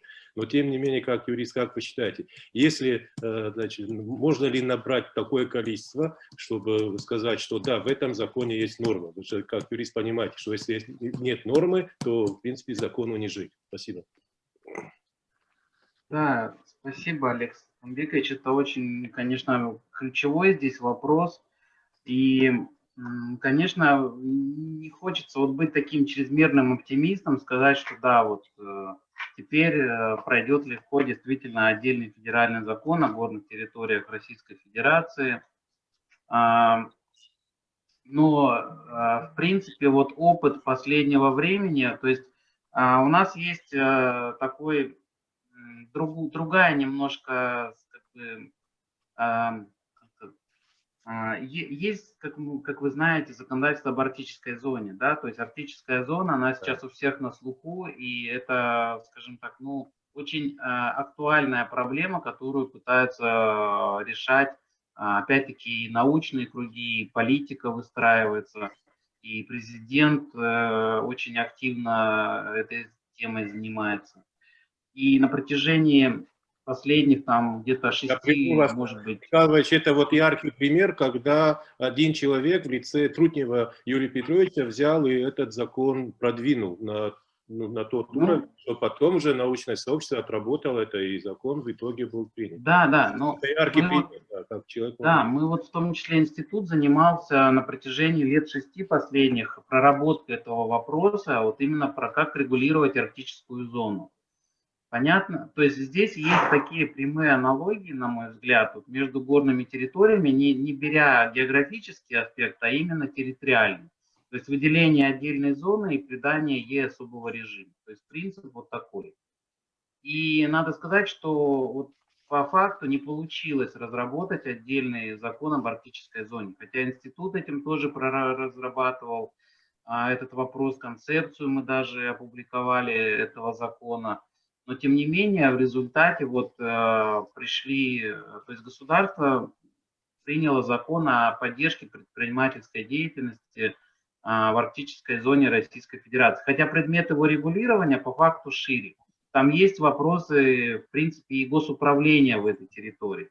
То есть там другое распределение полномочий. Но формально это не закон об арктической зоне, а о поддержке предпринимательской деятельности. И в его развитии был принят закон отдельный о внесении изменений в отдельные законодательные акты Российской Федерации в части реализации этого закона. То есть применительно к горным территориям, в принципе, можно попробовать что-то такое же реализовать по аналогии, то есть используя вот этот пример, то есть поддержка, ну, или о развитии, может быть, горных территорий, или о поддержке предпринимательской деятельности в горных территориях, и в пакете с законом о внесении изменений в иные законодательные акты, в том числе в налоговое законодательство, конечно, очень важно, с тем, чтобы обеспечивать меры господдержки, госрегулирования. То есть, ну, в принципе, мне кажется, это реализуемая задача. Хотя, конечно, как вы правильно сказали, это будет непросто сделать, но с учетом того, что есть закон об Арктике, есть модельный закон, я думаю, что сейчас шансов стало гораздо больше в этом направлении, чем было раньше. Спасибо, это вселяет оптимизм. Спасибо большое. Спасибо. Действительно, у нас две огромные территории, которые находятся под пристальным вниманием. Север наш и горы. И вот это вот нам может послужить основой для, как бы аналогом для того, чтобы мы могли также и в этом направлении двигаться. Пожалуйста, вот Андрей Кушлин, по-моему, Андрей Валерьевич, вы включились, так сказать, в видео просто случайно или, так сказать, вы хотели что-то сказать? Добрый вечер всем. Нет, я просто наконец переключился с одного компьютера на другой.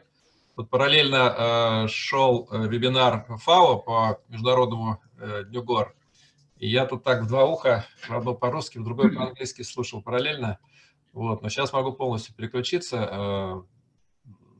Ну, если, Алексей, надо что-то сказать, я могу просто коротко прокомментировать. Я очень, ну, будучи в свое время, несколько лет назад, вовлеченный в организацию вот этих всех международных горных процессов со стороны ФАО, я продолжаю активно следить за этим процессом. И то, что вот сейчас на уровне Межпарламентской ассамблеи СНГ произошло, это очень значимый результат. Понятно, что это скорее приглашение к реальным действиям, но очень важное приглашение. И вот все коллеги мои, нынешние и бывшие по ФАО и по международному сообществу, которые вот уже получили эту информацию, они все проявили огромный интерес узнать более подробно, ну, во-первых, когда вот текст появится, когда его можно будет перевести на английский. Вот. И дальше этот диалог, он, ну, очень многообещающий, как внутри СНГ, так и со многими другими странами, которые являются членами горного партнерства. А сейчас уже, ну, вот, по моей последней памяти, было 60 стран, членов горного партнерства, сейчас, может быть, уже и больше. Ну и там сотни организаций разных. Так что я только вот приветствую всех и считаю, что здесь может быть взаимовыгодный вот этот вот процесс, поскольку информация со стороны, так сказать, международных партнеров и как страны это реализуют у себя, и как это может помочь реализации на уровне национального законодательства. И даже уже в той форме, в какой он сейчас появился, этот модельный закон, это уже, тем не менее, очень важный и методологический, и политический жест, который, ну, позволит дальше все это продвигать вперед. Спасибо большое. Спасибо. Мы действительно параллельно, да, и ФАО проходит вот эти вот торжественные заседания, посвященному Международному дню гор, и у нас тоже. Ну что ж, очень интересно. Спасибо за такую высокую оценку.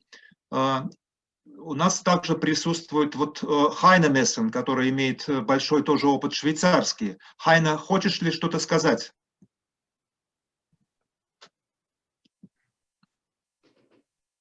Он мне написал в чате, да. Хайна, да, пожалуйста. У тебя звук отключен. Хайна, привет. Привет, Райса. Добрый вечер, и Андрей. Добрый вечер. Тоже, мы знаем тоже друг другу. Да, я передаю наилучшие пожелания для вашего процесса этого горного закона. И из Швейцарии все-таки, ну, как посоветоваться, наверное, будет очень трудно, потому что, ну, Швейцария действительно другие условия. Некоторых из вас, из Юрий и Алексей, были там еще Bruno Messerli знает условия, это действительно это маленькая страна. Но зато я очень принимаю это вам очень положительно, как это развивается у них. В конце концов, даже на уровне СНГ есть такой проект горного закона, еще включая это крайний север России, потому что то же самое проблема. И мы как раз работаем тоже на Южном Кавказе, Армения, Грузия, по этим проблемах миграции, как можно восстановить. Конечно, там очень важно, как вы уже было сказано, налоговая система. Это в Швейцарии очень децентрализовано. Это я тоже хотел бы сказать, это потому что Россия это централизованная страна, и там эта налоговая система, действительно, это один экономический факт, что это надо тоже децентрализировать, что на местном уровне можно решить эти проблемы и субсидии дать местного населения.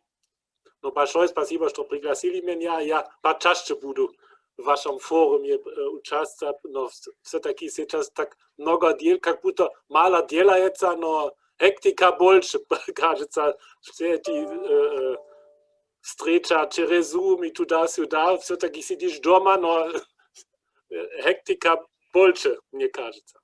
Да, большой привет из Home Office не в горах, в Базеле сижу, не в Берне, потому что у нас тоже университет совершенно закрыта, и нам приходится тоже сидеть в Home Office. Merci. Спасибо. Спасибо, Хайна.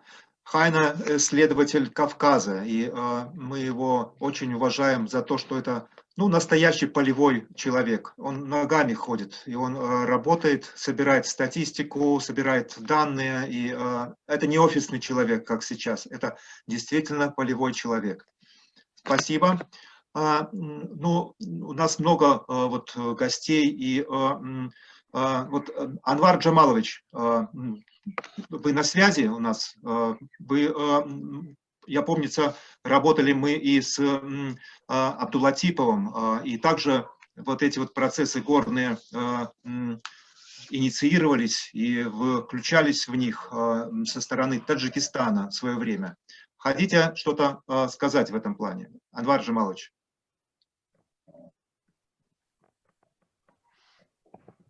Алексей Николаевич, пока Анвар думает, можно я скажу, а то время уже идет 2 часа, как работаем. Мы все ждали, Юрий Петрович, ваше выступление. Да, если можно. У меня 3 пункта. Я постараюсь быть предельно конкретным. Первый пункт у меня назывался комплименты. Вы понимаете, у них и всех можно всем сказать, но я хочу отметить, конечно, совершенно гениальный ход Олега Султанбековича. Потому что история горного законодательства и в России, она потерпела фиаско на протяжении, я расскажу потом, об этом чуть позже, пару примеров приведу, потому что его придуманный ход через страны СНГ и через Межпарламентскую ассамблею, он сработал. И это вообще, конечно, никем не ожиданно. Лично я таких вариантов не видел, хотя знаю. Поэтому ему особый комплименты. И понятно, что он абсолютно гениальный, конечно, в части политических действий, он это знает хорошо, и он занимал должность статс-секретаря и первого замминистра, потому что не зря, он это все понимает. Это первое. Я не буду повторяться в комплиментах всем нам. Конечно, опыт работы с институтом законодательства, академического института, я имею в виду наш институт, был непростым, но он оказался в конце концов продуктивным. И я хочу сказать, что у нас, кто занимался этими горными проблемами более 30 лет, в том числе и в правовом аспекте, принятие этого закона вызывает удовлетворение, потому что мы чувствуем удовлетворение, что это что-то удалось сделать. Это далеко не факт, что это все будет прекрасно, и тут никаких розовых цветов не должно быть, но это сделано. Это уже исторический факт, и он открывает какие-то совершенно непонятные пути, как это будет развиваться. Я единственное, что хочу поблагодарить своего коллегу и друга из Узбекистана, профессора Джумаева, который, болея коронавирусом, посылал совершенно замечательные комментарии и сейчас написал совершенно замечательную статью по поводу законодательства, приводя примеры управления в Узбекистане. Я думаю, что, Алексей Николаевич, мы говорили, нам нужно будет подумать, чтобы один номер вопросов журнала устойчивого развития горных территорий был посвящен этой теме, и его статья должна быть там опубликована. Так же, как комментарий к статье, совершенно замечательной статье Галиновской Елены Анатольевны, на которой у меня никак не доходит рук, просто времени не хватает написать рецензию. Это замечательная статья, вызывает много вопросов, это замечательно. Это я заканчиваю разделом комплиментов. Ну, остальные все вы понимаете, и Шахмардану, и всем вам, конечно, огромное, много все сделано. Теперь второй у меня пункт – это что нас ждет в России. Значит, я его проведу под лозунгом «не государством единым». Потому что, и вот правильно Хейна говорил, что, значит, Швейцария и Россия совершенно противоположны, два полюса. Швейцария – это образец децентрализации, где коммуны являются главными по управлению собственными территориями. Россия – это другой вертикаль. Эта вертикаль, она должна управлять любым процессом, вплоть до муниципалитета. И вот Шахмардан доклад делал, это совершенно ясно было показано. И это надо иметь в виду. Второе, то, что я хочу сказать, я сейчас вам приведу просто несколько исторических любопытных фактов. Впервые вопрос о федеральном законе был поднят в 2003 году на парламентских слушаниях, которым Госдума была, и спасибо академику Залиханову, который в Госдуме тогда возглавлял комиссию по устойчивому развитию. И мы провели очень обширные всероссийские парламентские слушания с предложением экспертов. Они были очень продуктивны. Это было Международный год гор. И в этот год состоялся горный саммит в Бишкеке, где была правительственная делегация впервые. Вот. И академия там была представлена очень хорошо. Второй случай произошел в том же 2002 году.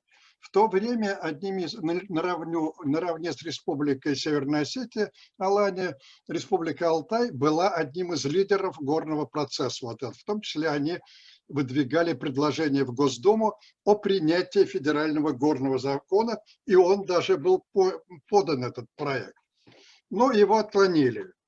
Так вот, в знак протеста сенатор от Республики Горно-Алтайск, который совершенно потрясающий человек, мой очень хороший знакомый и друг, такой был профессор Табаев Данил Иванович, который сделал карьеру от участкового милиционера до доктора юридических наук, профессора Горно-Алтайского университета и члена Совета Федерации.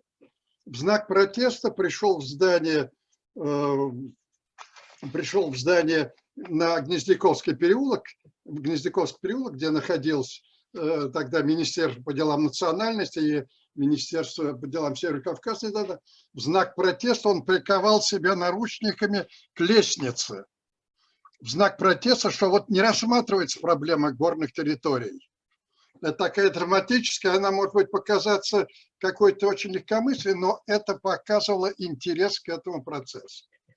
Третий пример, конечно, в 2016 году, вы прекрасно знаете, инициатива Дагестана и Хаджи Мурадовича Абдулатипова была разработана, он объявил Международный год гор в Дагестане, который сопровождался массой всяких мероприятий, и тогда была подготовлена это горная хартия горных регионов России.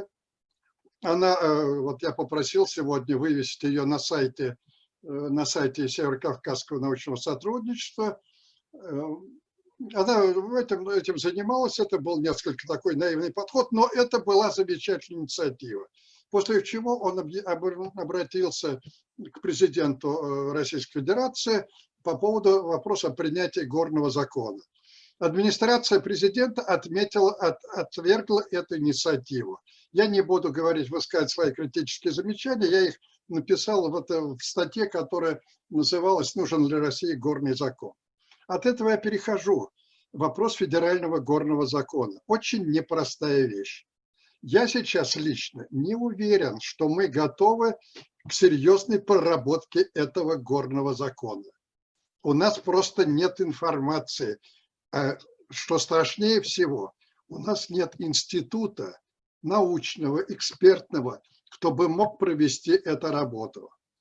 Поэтому здесь ход мысли может сводиться к тому, что сейчас, вы знаете, существует стратегия пространственного развития России до 2025 года, в которую впервые, это тоже важный факт, впервые горы попали в эту стратегию общефедерального масштаба.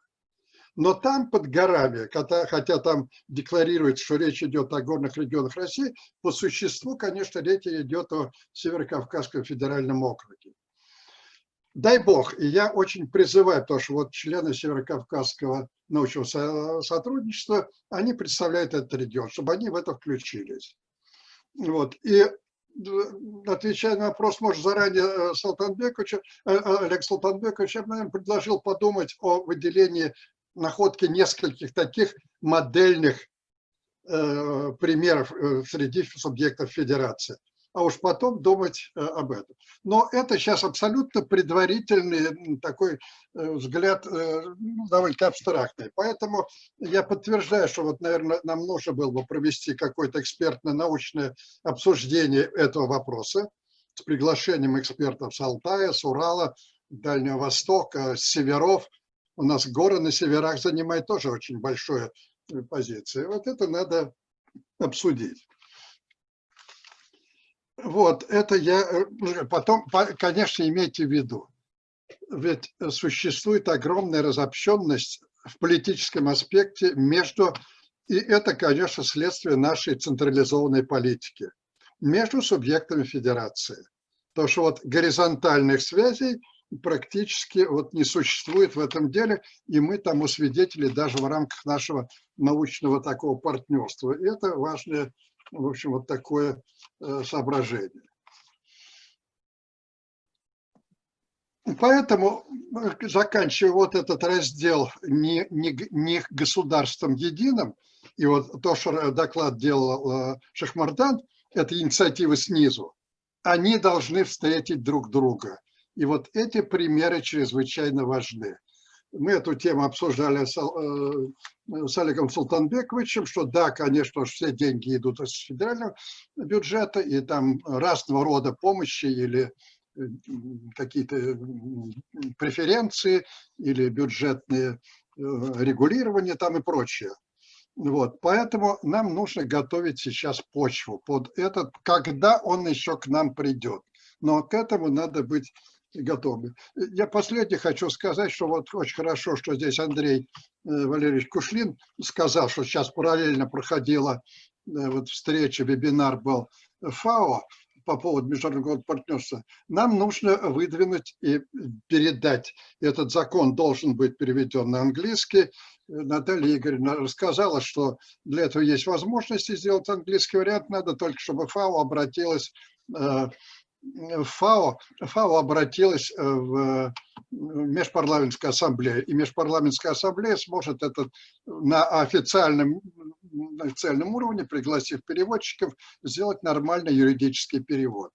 Вот эту речь. Это вторая тема. Вот тут вопрос остается несколько открытым для обсуждений. Третье. В этом году лозунгом Международного года гор была тема биоразнообразия, то есть природа, экология и так далее. И с лозунгом таким красивым: сохраним биоразнообразие, сохраним будущее гор.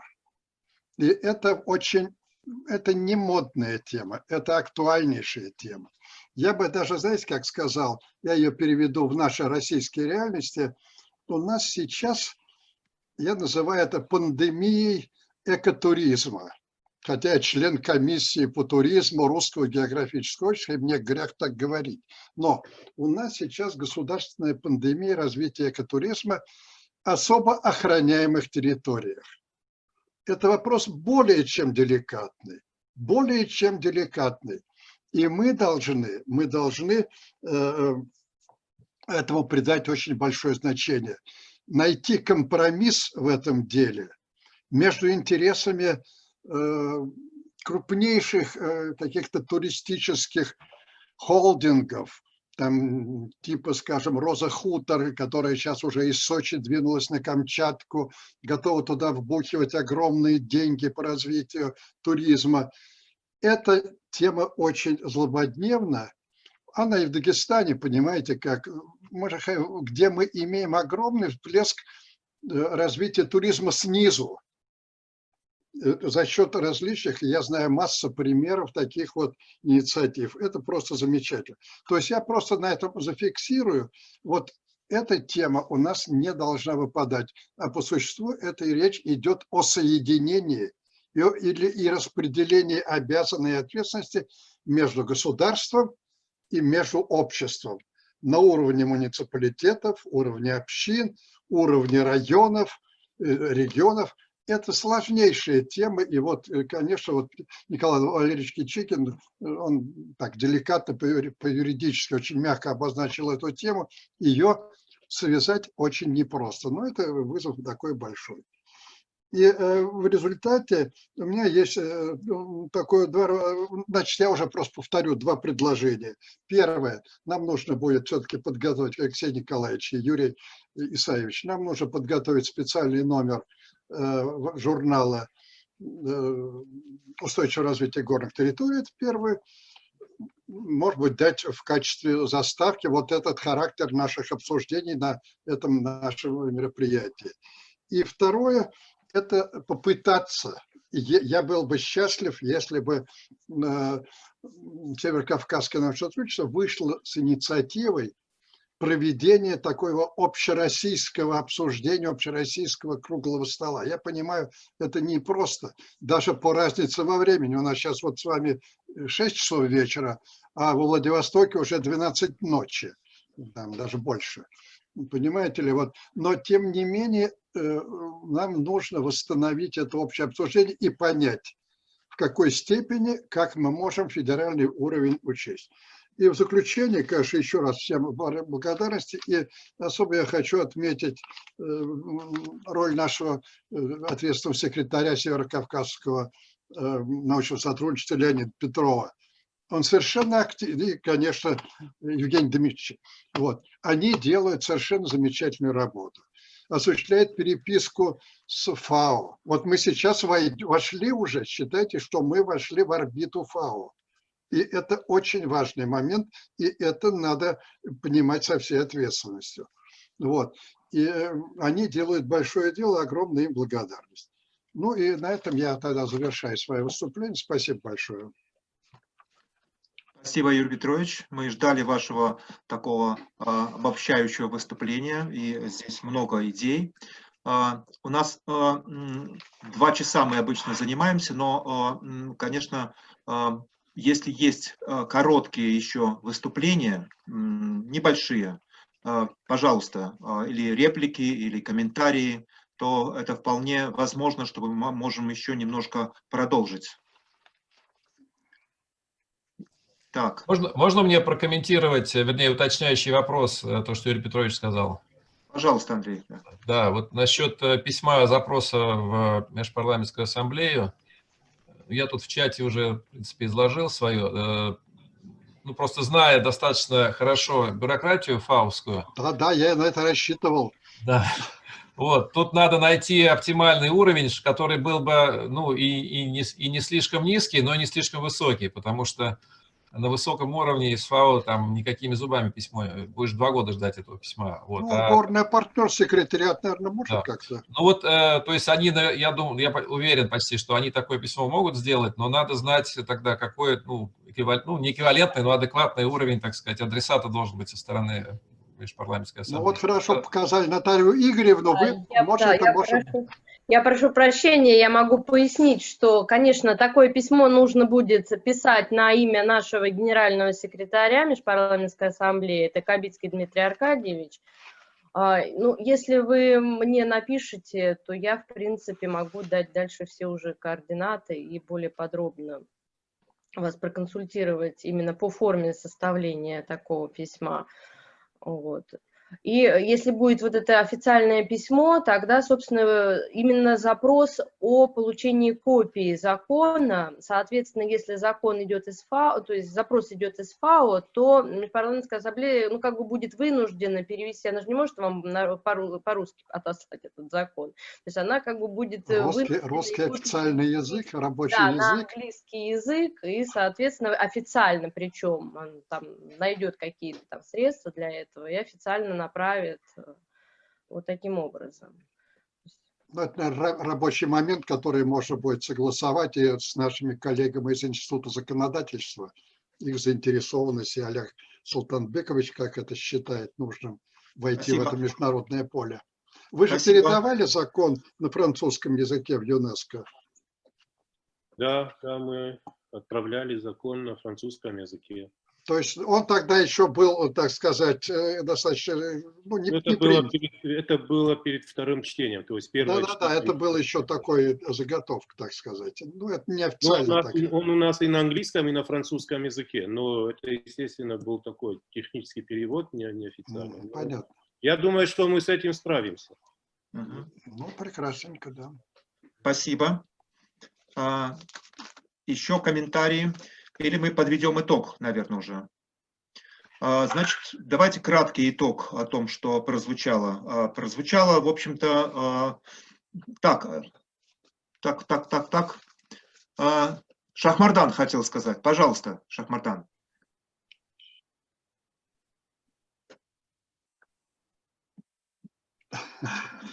Мы тебя не слышим, да. Что это значит? Что-то он показывает знаками. Может, на банкет приглашает, я так понимаю. Скорее всего. Стол он заготовил, вот у него стулья стоят. Ну что ж, тогда, Шахмардан, тебе тост. Хорошо, подключай связь, и мы, конечно, дадим тебе слово. Я вкратце хочу напомнить, что прозвучало у нас. У нас прозвучало и у Шахмардана, и у Юрия Петровича, и в ряде других выступлений, что нам не хватает исследований. У нас мало, мы мало знаем реальную обстановку на местах. И, конечно, как ученые, и мы все представляем, что, действительно, идет тяжелые времена для полевых исследований, для того, чтобы проводить поле в других регионах, и вообще можно забыть, выезжать там на Алтай, Плата Путарана, дай бог нам здесь у себя на Кавказе съездить. И вот это крайне важный для нас посыл, что мы должны набрать некий критический полевой материал, и с этим вот багажом второе такое важное предложение, которое Юрий Петрович высказал, провести общероссийское собрание экспертов. СКНС может стать инициатором, разослать приглашение с тем, чтобы у нас были люди и с Урала, и с Сихоте-Алина, и с Камчатки, которое могло бы предварять вот этот процесс подготовки и набора как бы очков для того, чтобы можно было говорить о федеральном законе. У нас прозвучали конкретные предложения о проведении семинара по геодинамике. Вот профессор Васьков об этом сказал. И я думаю, что в рамках СКНС мы должны об этом тоже подумать. И должен, конечно, здесь тоже, пользуясь нашей площадкой, сказать, что мы, тем не менее, проводим исследования. Проводится Северокавказская комплексная экспедиция. Вот почти каждый год мы уже 6-я у нас по счету. И половина вот участвующих у нас здесь так или иначе участвовали в этой экспедиции. У нас издается 2-й сборник. Конечно, это во многом благодаря энтузиазму и помощи, скажем, Чеченского университета и наших дагестанских коллег, когда мы с Шахмарданом ездили по горным долинам.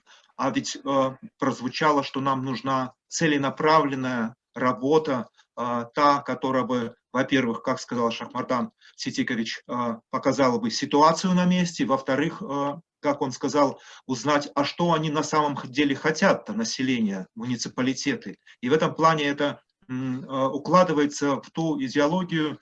2-й пункт, который Юрий Петрович говорил о том, что не единым государством, а, в общем-то, локальный уровень муниципалитеты и те, кто, собственно говоря, будут жить и на себе чувствовать улучшение или ухудшение правовых условий, вот оттуда мы должны, наверное, начать нашу работу. Есть ли еще какие-то у нас заключительные слова, или мы все уже иссякли свой лимит? Шахмардан Ситикович пока, по-моему, не вышел на связь. Если вышел, пожалуйста. Или снова показываешь на стол, да? Я понял. Шахмардан Ситикович просит включить, но вот просто таких возможностей, по-моему, нет вот в этом зуме. Жаль. Ну что ж, ладно. Алексей, если можно, пока еще вот тут в параллельном режиме коллеги из Рима сейчас тоже передают вот, ну, Юрию Петровичу и другим коллегам поздравления горячие с Международным днем гор. И Роза Лаура, и Томас Хофер, вот, все, в общем, так сказать, горячие поцелуи, что называется. Вот. Ну, и насчет этого письма я тоже уже коротко им сказал, но дальше надо будет просто по e-mail списаться и договориться, как это что делать. Вот. А так, еще раз всем большие поздравления из горного партнерства. Спасибо, Андрей. Передайте привет, пожалуйста, Томасу и Розе Лауре, всем. Спасибо. Спасибо. Очень приятно, что о нас думают и знают. Да.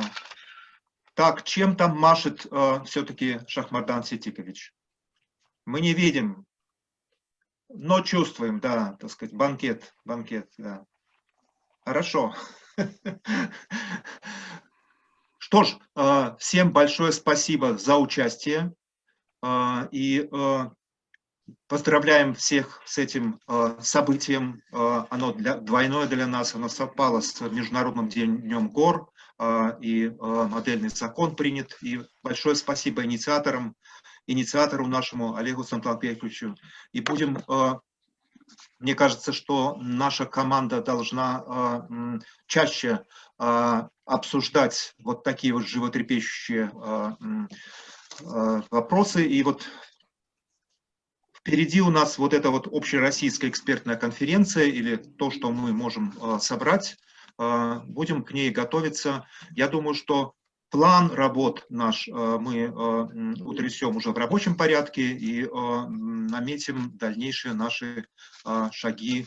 Как я уже сказал, наша конференция записывается, и мы можем потом прокрутить ее и вспомнить эти идеи, но то, что уже сегодня достигнуто, это достаточно много и важно для наших будущих планов. Спасибо всем огромное. Сергей Николаевич, я хотел буквально в первую очередь поблагодарить всех коллег за такую высокую оценку моего участия, но это яркий пример вот, и результат коллективного, такого коллегиального труда. Я еще раз хочу всех поблагодарить, которые с первого дня реализации этого проекта были вместе, несмотря на такие рабочие, иногда сложные процессы обсуждения. В итоге такая яркая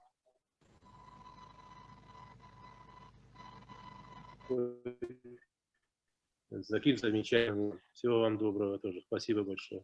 Я предлагаю поаплодировать Олегу Султанбековичу. Замечательно. Спасибо. Вам всем спасибо. Спасибо. Спасибо всем. На этом наше заседание заканчивается. Спасибо. Спасибо, до связи.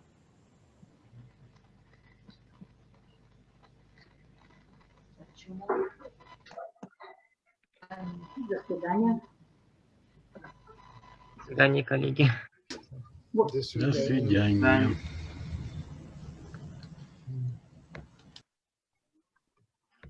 Отключайте, Юрий Сахарович.